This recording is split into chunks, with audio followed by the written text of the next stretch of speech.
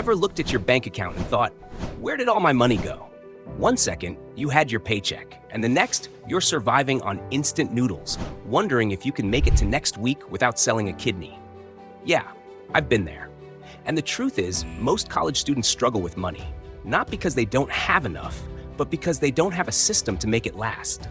Today, I'm going to break down exactly how you can budget as a college student without giving up fun, freedom, or your daily iced coffee. Because let's be real, nobody wants to live like a hermit just to save a few bucks. Step 1, know where your money goes. Let's start with a little reality check. When was the last time you tracked every dollar you spent for a full month? I did this in my first year of college, and let me tell you, I was shocked. I thought my biggest expenses were rent and groceries, but nope.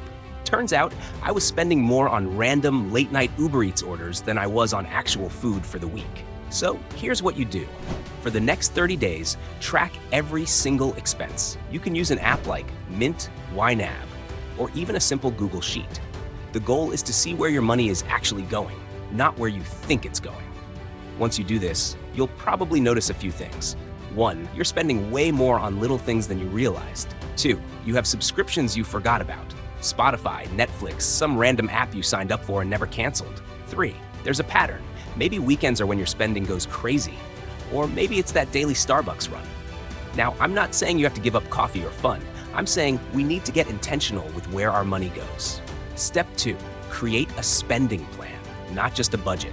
The word budget sounds boring, but think of it as a spending plan. You're not restricting yourself. You're just deciding beforehand where your money should go. Here's the simplest way to set this up. 50% needs. This is rent, groceries, transportation, and bills. 30% wants. Eating out, concerts, shopping, fun stuff. 20% future you. This includes savings, paying off any debt, or investing. This is just the start. In our podcast, we break down real-life examples of the 50-30-20 rule. Tune in now. Link in the description. Let's say you make $800 a month from a part-time job. That means $400 goes to needs. $240 is for fun stuff. $160 goes toward future you. But here's where most students mess up. They start spending first and then try to save whatever's left. Spoiler alert, there's never anything left. So flip it. As soon as you get paid, put your future you money aside first. That way, you never have to find money for savings later. It's already taken care of. Step 3, the power of an anti-budget. Now, if tracking every expense sounds like a pain, there's a lazy way to budget that still works. It's called the anti-budget. Here's how it works. 1, figure out how much you need for essentials. 2, set aside a fixed amount for savings. 3, whatever's left, you can spend however you want. For example, let's say after rent, bills, and savings, you have $300 left for the month. That means you can spend that $300 however you want, without guilt, because you've already handled your responsibilities. This method is great if you hate tracking every single dollar, but still want to be smart with your money. That's already a solid foundation. But we're just getting started. In the next part, we'll cover how to actually make your budget work in real life, including how to avoid common money traps every college student falls for, ways to increase your income without working crazy hours, and how to actually stick to your budget without feeling restricted. Step 4, avoiding the biggest college money traps. All right, now that you've got a spending plan in place, let's talk about the sneaky money traps that destroy college students' budgets. 1, the small purchase trap. It's not the big purchases that kill your budget, it's the small ones. Think about it. A $5 coffee doesn't seem like much. Neither does a $12 DoorDash order or a $15 Uber ride. But do that a few times a week, and suddenly you're burning through hundreds of dollars without realizing it. Solution? Set a fun spending limit. Give yourself a fixed amount per month for little extras, maybe $100 or $150. Once you hit that limit, that's it, no more. This way, you still get to enjoy life, but without overspending. 2, the free money trap. Credit cards, student loans, and buy now, pay later deals all make spending feel easy. But here's the thing, just because you can spend it doesn't mean you should. If you have a credit card, treat it like a debit card. Never charge more than what you already have in your bank account. If you have student loans, only use them for tuition and essentials, not for vacations or shopping sprees. A good rule? If you wouldn't pay cash for it, don't buy it on credit.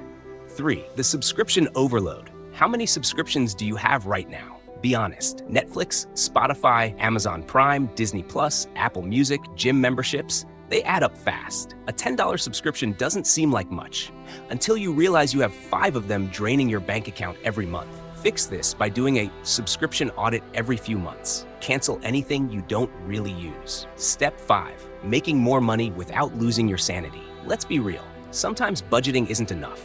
You can only cut back so much. At some point, you need to increase your income. But the last thing you want is a job that drains your energy and leaves you with no time for school or a social life. So here are a few smart ways to make money without burning out. 1. Campus jobs with perks. Some on-campus jobs offer more than just a paycheck. Working at the library? You can study during slow hours. Becoming a resident assistant? RA? Free housing or food. Tutoring pays more than minimum wage, and you only work a few hours. Look for jobs that give you something extra, not just money. 2. Online side hustles. The internet is your best friend when it comes to making money. A few easy ideas. Freelancing. If you're good at writing, graphic design, or coding, you can make money on sites like Fiverr or Upwork. Selling class notes. Some websites let you sell your well-organized notes to other students. Testing websites and apps. Sites like User Testing pay you to review websites for companies. Even an extra $100 to $200 a month can make a huge difference in your budget.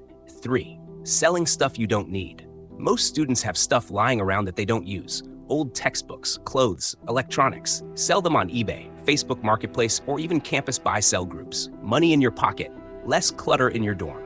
Step 6. Sticking to your budget without feeling miserable. All right, last but not least, how do you actually stick to your budget without feeling restricted? The cash envelope trick. If you struggle with overspending, here's a simple fix. Take out actual cash for your fun spending money at the start of the month. Once the cash is gone, you're done. No more swiping your card mindlessly. This trick forces you to be more intentional with your spending. 2. Give yourself a fun fund. Budgeting shouldn't feel like punishment. Set aside money just for fun, whether it's going out with friends, buying something nice, or taking a weekend trip. When you plan for fun spending, you don't have to feel guilty about it. 3. Remember your why. At the end of the day, budgeting isn't about restriction. It's about freedom. It's about being able to pay for your dream trip without stress. It's about not panicking when an unexpected expense pops up. It's about building good money habits now so you don't struggle later. So the next time you're tempted to blow your budget on something random, ask yourself, is this worth it? Or would future me rather have this money for something better?